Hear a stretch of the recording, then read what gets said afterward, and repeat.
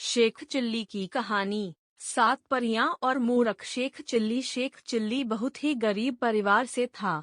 वह पढ़ाई लिखाई में भी बहुत कमजोर था। अगर वो किसी चीज में माहिर था तो वो था दिन भर बस खेल कूद करना। अपना सारा समय वह मोहल्ले के लड़कों के साथ कंचे खेलने में बिता देता था। इसी तरह उसका पूरा बचपन बीत गया। धीरे धीरे वह बड़ा होता चला गया, लेकिन उसकी आदतें नहीं बदली। शेख चिल्ली की इस आदत से उसकी माँ बहुत परेशान थी। वह चाहती थी शेख चिल्ली अब बड़ा हो गया है तो उसे कुछ काम धंधा करना चाहिए ताकि घर की हालत सुधर सके। एक दिन उसने शेख चिल्ली को बुलाया और खूब डांड लगाते हुए कहा, कब तक तू दिन भर ऐसे ही मोहल्ले के आवारा लड़कों के साथ कंचे खेलेगा? अब तो तू बड़ा हो गया है और हट्टा कट्टा भी है, तो तू कोई नौकरी क्यों नहीं करता है? कब तक ऐसे घर बैठे बैठे मुफ्त की रोटियां खाएगा? माँ की बात सुनकर शेख चिल्ली ने कुछ भी नहीं कहा। वह चुपचाप उनके आदेशों का पालन करते हुए अगले दिन नौकरी की तलाश में दूसरे गांव के लिए निकल पड़ा। शेख चिल्ली की माँ ने उसके थैले में रास्ते के लिए 7 रोटियां बांध दी। इसके बाद शेख चिल्ली आगे की ओर निकल पड़ा। शेख चिल्ली ने आधा ही रास्ता तय किया था कि उसे भूख लग गई। वह एक कुएं के पास ठहरा और अपने थैले से रोटियां निकालकर खाने के लिए बैठ गया। माँ की दी हुई 7 रोटियों को देखकर वह कहने लगा, 1 खाऊं, 2 खाऊं, 3 खाऊं कि 7 को खा लूं। संयोग से उसी कुएं में 7 परियां भी रहती थीं। शेख चिल्ली की खाने वाली बात सुनकर वे घबरा गईं।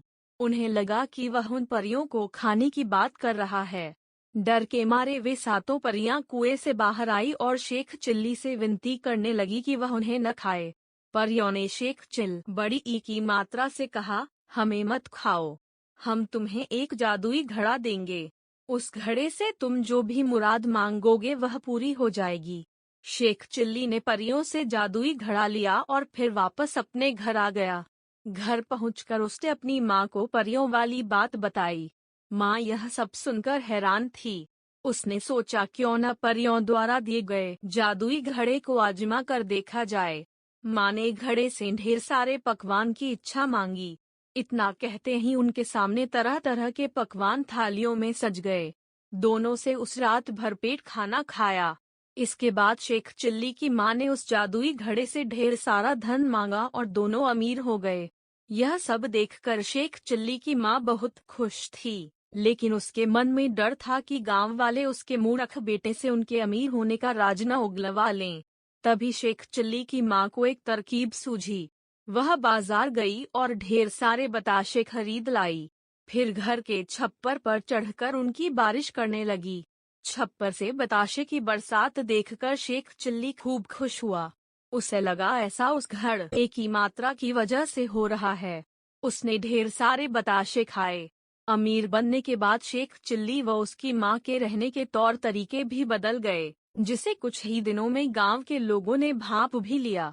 गांव के लोग सोचने लगे कि अचानक ये इतने अमीर कैसे हो गए। गांव के कुछ लोग शेख चिल्ली की माँ के पास गए और पूछने लगे आखिर उन लोगों के पास इतने सारे धन कहाँ से आए।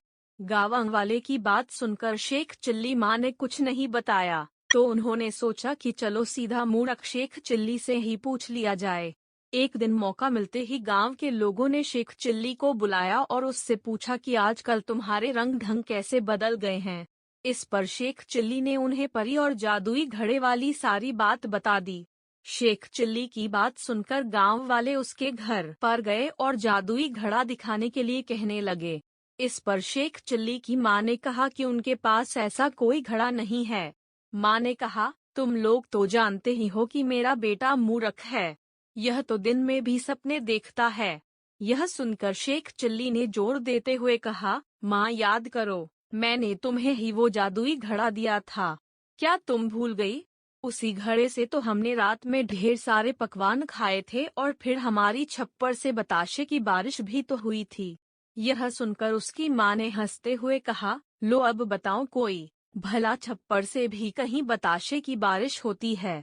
अब गांव वालों को भी शेख चिल्ली की माँ की बातों पर यकीन हो गया था। उन्होंने मान लिया कि शेख चिल्ली ने कोई सपना देखा होगा और उन्हें कोई मनगढ़ंत कहानी सुना रहा होगा और सभी अपने अपने घर वापस चले गए। कहानी से सीख, मूर्ख लोगों की सच बात पर भी कोई यकीन नहीं करता है। इसलिए उम्र व जरूरत के अनुसार खुद की कमियों को दूर करना चाहिए और होशियारी का हुनर सीखना चाहिए।